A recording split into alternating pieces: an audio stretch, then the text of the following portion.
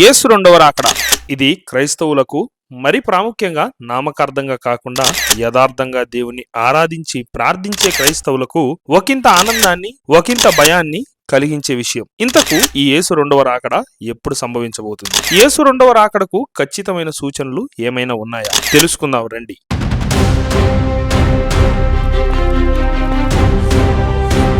యేసు రెండవ రాకడను గురించి మాట్లాడేటప్పుడు తప్పకుండా దానియేలు గ్రంథాన్ని సంప్రదించాలని యేసు ప్రభువారు మత్తయి సువార్త 24వ అధ్యాయం 15వ వచనంలో తెలియజేశారు.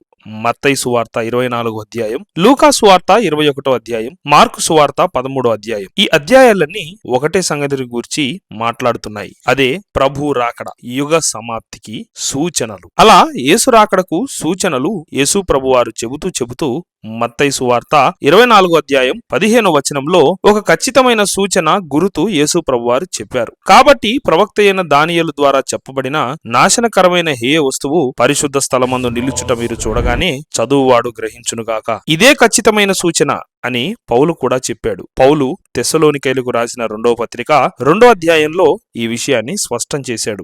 2 తెస్సలోనిక 2వ అధ్యాయం 3-4 వచనాల్లో మొదట భ్రష్టత్వం సంభవించి నాశనపాత్రుడగు పాప పురుషుడు బయలుపడితేనే గాని ఆ దినము రాదు. ఏది దేవుడనబడునో ఏది పూజింపబడునో దానినంతటినీ ఎదిరించుచు దానికంతటికి పైగా వాడు తన్ను తానే హెచ్చించుకొనుచు తాను దేవుడనని తన్ను కనుపరుచుకొనుచు దేవుని ఆలయంలో కూర్చుండును గనుక ఏ విధముగా నైనను ఎవడును మిమ్మును మోసపరచ నీయకుడి. యేసు ప్రభువారు చెప్పిన నాశనకరమైన హేయ వస్తువు పరిశుద్ధ స్థలములో నిలుచుట, పౌలు చెప్పిన నాశనపాత్రుడగు పాపపురుషుడు దేవాలయములో ప్రవేశించుట, ఈ రెండు ఒకటే విషయానికి సంబంధించిన సందర్భాలు. ఇక్కడ ఒక విషయాన్ని స్పష్టం చేయాలనుకుంటున్నాను. ఈ నాశనకరమైన హేయ వస్తువు పరిశుద్ధ స్థలములో ప్రవేశించుట లేదా నాశనపాత్రుడగు పాప పురుషుడు దేవాలయంలో ప్రవేశించటం ఇది ఆల్రెడీ జరిగింది అని, ఇలాగా యాంటియోకస్ ఎపిఫనీస్ అనే వ్యక్తి యెరూషలేము దేవాలయంలో ప్రవేశించాడు అని, ప్రవేశించి అక్కడ పందిని బలిచ్చాడు అని. అంత మాత్రమే కాదు, ఎపిఫనీస్ అనే మాటకు గాడ్ మేనిఫెస్ట్, గాడ్ అపియరింగ్ అంటే దేవుడు అవతరించుట లేదా దేవుడు ప్రత్యక్షమగుట అనే అర్థం వస్తుంది అని. కాబట్టి పౌలు చెప్పిన మాట ఏది దేవుడు అనబడునో ఏది పూజింపబడునో దానిని అంతటినీ ఎదిరించుచు దానికంతటికీ పైగా తన్ను తాను హెచ్చించుకొనుచు తాను దేవుడనని తన్ను కనుపరుచుకొనుచు దేవుని ఆలయములో కూర్చుండును అనే మాట ఈ యాంటియోకస్ ఎపిఫనీస్ జీవితంలో అక్షరాల నెరవేరింది అని. కాబట్టి యాంటియోకస్ ఎపిఫనీసే ఈ నాశనకరమైన హేయ వస్తువు లేదా నాశన పాత్రుడగు పాపపురుషుడు అని బోధిస్తున్నారు. అయితే అది సత్యం కాదు. ఎందుకంటే ఈ నాశనకరమైన హేయ వస్తువును గూర్చి యేసు ప్రభువారు చెప్పకముందే, పౌలు చెప్పకముందే, యేసు ప్రభువారు పుట్టక ముందు BC 168వ సంవత్సరంలో యాంటియోకస్ ఎపిఫనీస్ యెరూషలేము దేవాలయంలో ప్రవేశించాడు.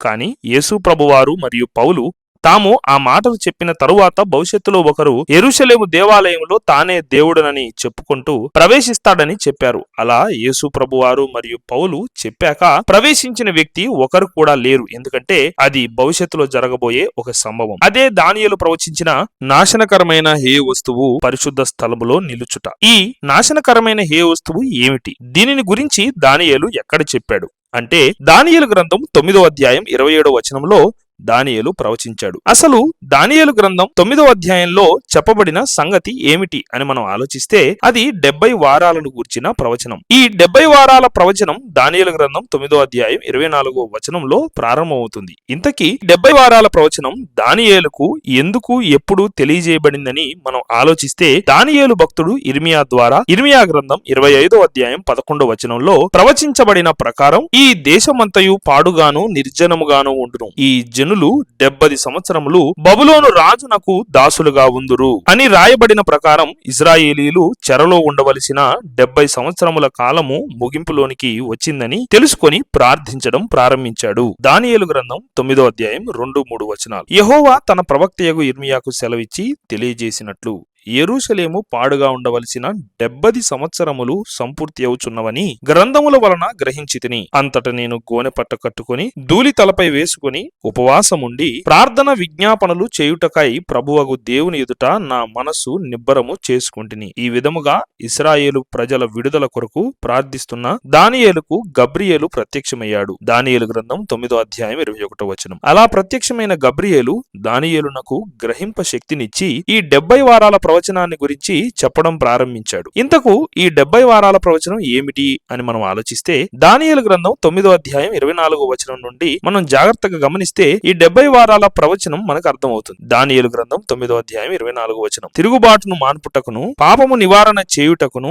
దోషము నిమిత్తము ప్రాయశ్చిత్తము చేయుటకును, యుగాంతము వరకుండునట్టి నీతిని బయలుపరచుటకును, దర్శనమును ప్రవచనమును ముద్రించుటకును, అతి పరిశుద్ధ స్థలమును అభిషేకించుటకును, నీ జనమునకును పరిశుద్ధ పట్టణమునకును 70 వారములు విధింపబడెను. అది సంగతి. దేవుని ప్రజలకు అనగా ఇజ్రాయేలీయులకు 70 వారాలు విధించబడ్డాయట. అది దానియేలు గ్రంథం 9వ అధ్యాయం 24వ వచనం మనకు స్పష్టంగా తెలియజేస్తున్న విషయం. ఇంతకీ ఈ 70 వారాలు ఏమిటి? ఈ 70 వారాలను గురించి మనం ఎందుకు తెలుసుకోవాలి అంటే మత్తయి సువార్త 24వ అధ్యాయం 15వ వచనంలో చెప్పబడిన నాశనకరమైన హే వస్తువు పరిశుద్ధ స్థలములో ప్రవేశించుట, 2వ తెస్సలోనిక 2వ అధ్యాయం 2-3 వచనాల్లో చెప్పబడిన నాశన పాత్రుడగు పాప పురుషుడు దేవాలయంలో ప్రవేశించుట జరగబోయేది ఈ 70 వారాలలో చివరి వారమైన 70వ వారంలోనే. కాబట్టి ఈ 70వ వారం గురించి మనకు అర్థం కావాలంటే ముందు 70 వారాల గురించి మనం అర్థం చేసుకోవాలి. ఇంతకీ ఈ 70 వారాలు అనగా ఏమిటి అని మనం ఆలోచిస్తే ఇక్కడ వారం అనగా 7 రోజులు కాదు.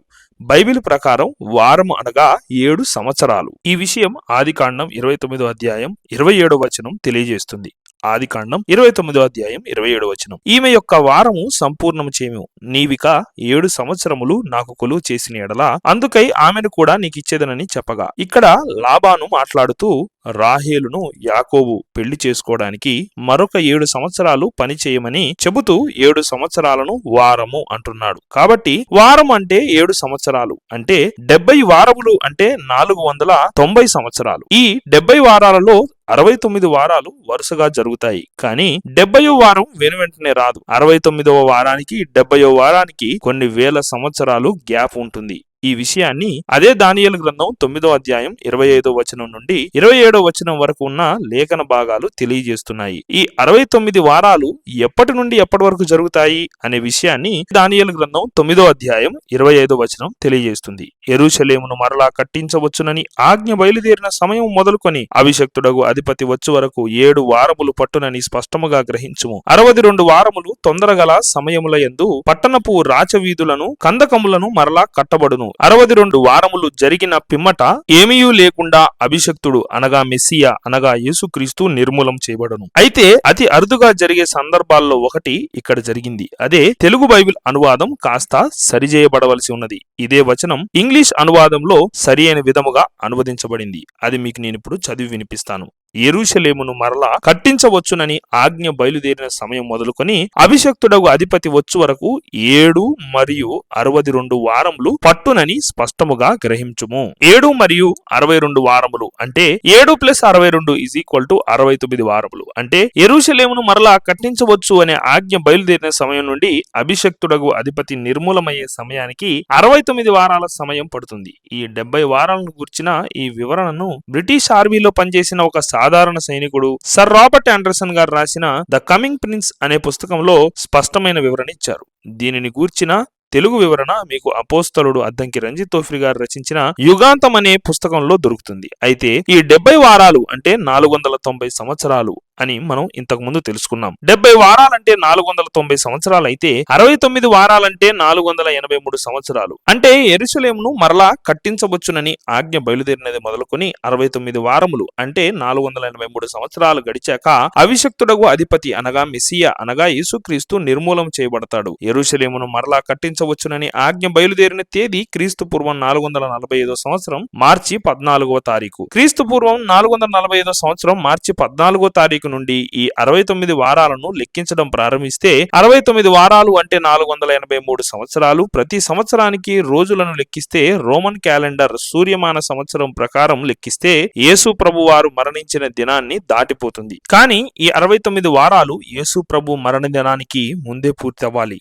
ఈ సమస్యకి పరిష్కారం సర్ రాబర్ట్ ఆండర్సన్ గారు తెలియపరిచారు ద కమింగ్ ప్రిన్స్ అనే పుస్తకంలో. ఆ పరిష్కారం ఏమిటంటే ఇక్కడ యూదుల క్యాలెండర్ ప్రకారం చంద్రమాన సంవత్సరం లెక్క ప్రకారం సంవత్సరానికి 360 రోజులు మాత్రమే ఉంటాయి. ఆ లెక్కన 69 వారాలు అంటే 483 సంవత్సరాలు. సంవత్సరానికి 360 రోజుల చొప్పున లెక్కిస్తే 483 సంవత్సరాలు అంటే 1,73,880 రోజులు. యెరూషలేమును మరలా కట్టించవచ్చునని ఆజ్ఞ బయలుదేరిన రోజు క్రీస్తుకు పూర్వం 1945 సంవత్సరం మార్చి 14వ తారీఖు నుండి 1,73,880 రోజులు లెక్కిస్తే ఒక రోజుకు మనం చేరుకుంటాం. అది యేసు మరణించిన దినం కాదు.